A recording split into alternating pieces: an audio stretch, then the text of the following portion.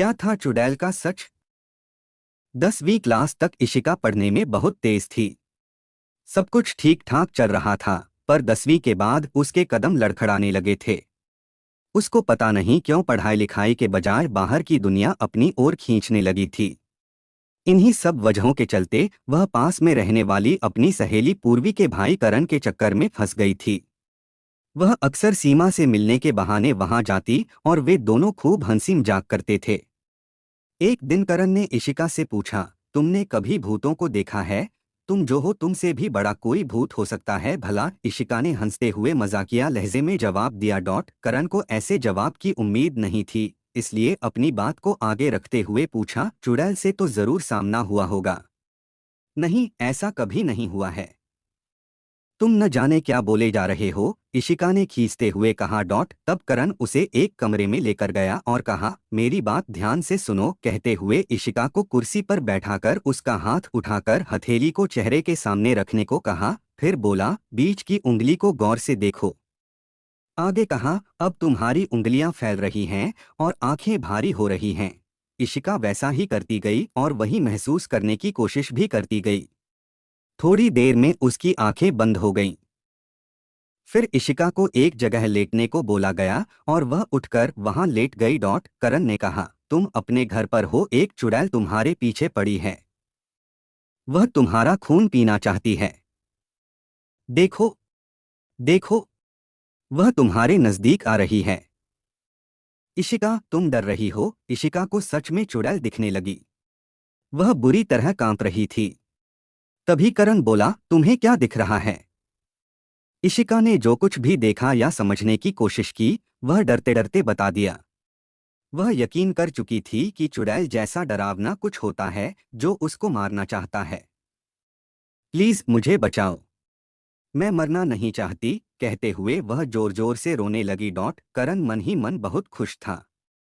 सब कुछ उसकी सोच के मुताबिक चल रहा था। करण ने बड़े ही प्यार से कहा, डरो नहीं, मैं हूं, मेरे एक जानने वाले पंडित हैं। उनसे बात करके बताता हूं। ऐसा करो कि तुम 2 घंटे में मुझे यहीं मिलना।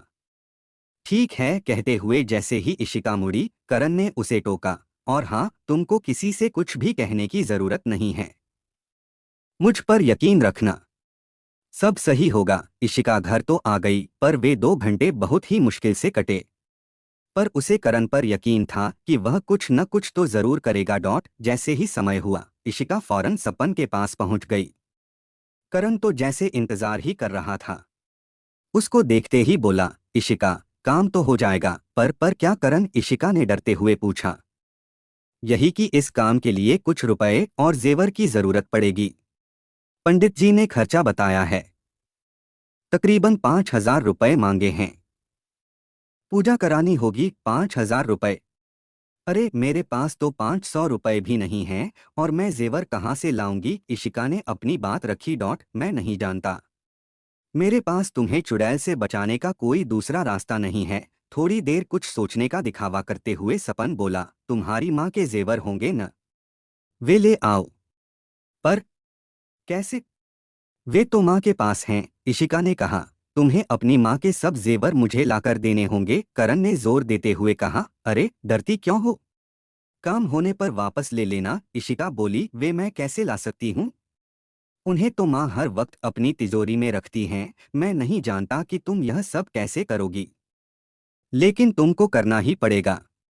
मुझे उस चुड़ैल से बचाने की पूजा करनी है, नहीं तो वह तुम्हें जान से मार देगी।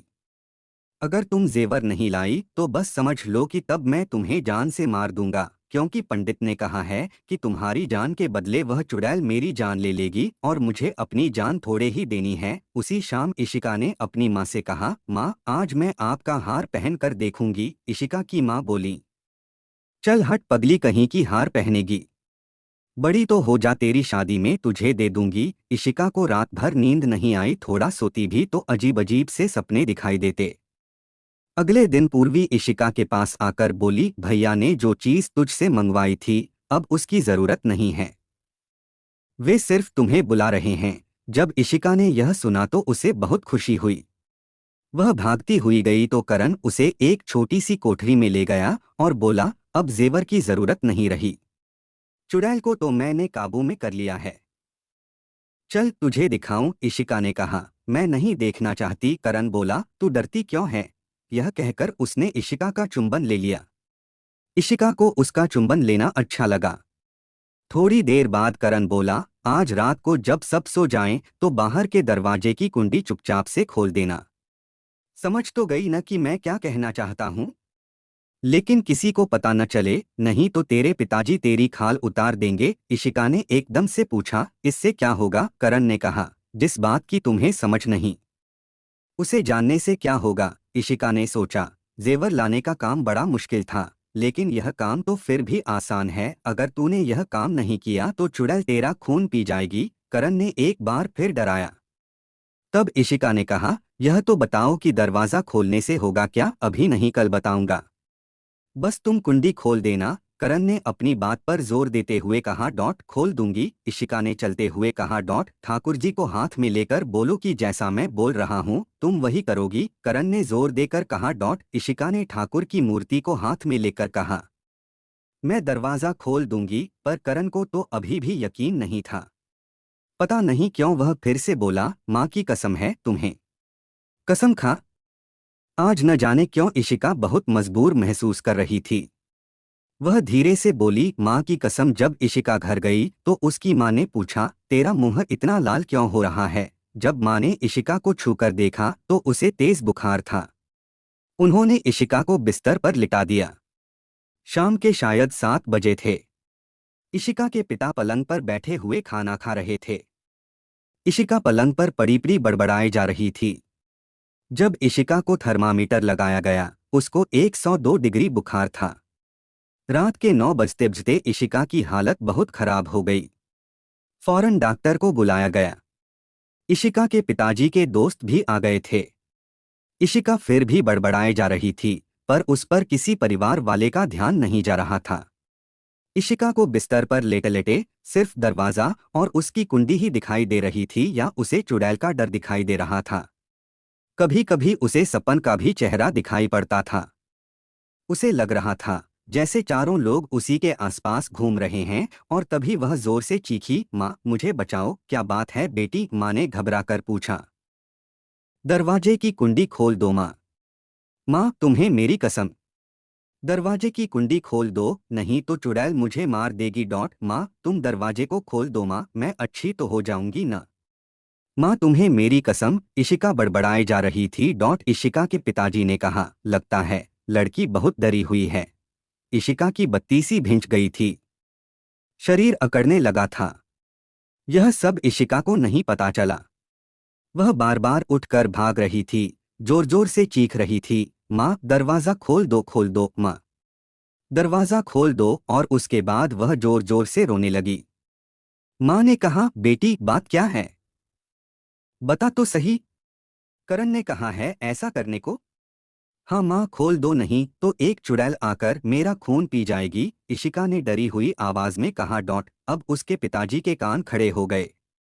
उन्होंने फिर से पूछा, साफ साफ बताओ बात क्या है? पिताजी मुझे अपनी गोद में लिटा लीजिए। नहीं तो मैं।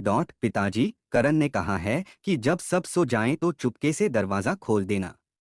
अगर दरवाज़ा नहीं खोला तो चुड़ैल मेरा खून पी जाएगी। वहीं ड्राइंग रूम में बैठे बैठे ही इशिका के पिताजी ने किसी को फ़ोन किया था।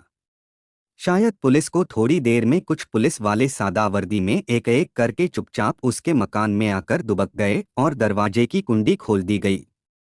रात के तकरीबन 2 बजे जब इशिका तकरीबन बेहोशी में थी तो उसे कुछ शोर सुनाई दे रहा था, पर तभी वह बेहोश हो गई। आगे क्या हुआ ठीक से उसको मालूम नहीं, पर जब उसे होश आया तो घर वालों ने बताया कि 5 लोग पकड़े गए हैं। सबसे ज्यादा चौंकाने वाली बात यह कि इन पकड़े गए लोगों में से एक करण और एक चोरों के गैंग का आदमी भी था, जिसके ऊपर सरकारी इनाम था। बाद में वह इनाम इशिका को मिला। इशिका 10 दिनों के बाद अच्छी हो गई। अब इशिका के अंदर इतना आत्मविश्वास पैदा हो गया था कि एक क्या वह तो कई चुड़ैलों की गर्दन पकड़कर तोड़ सकती थी।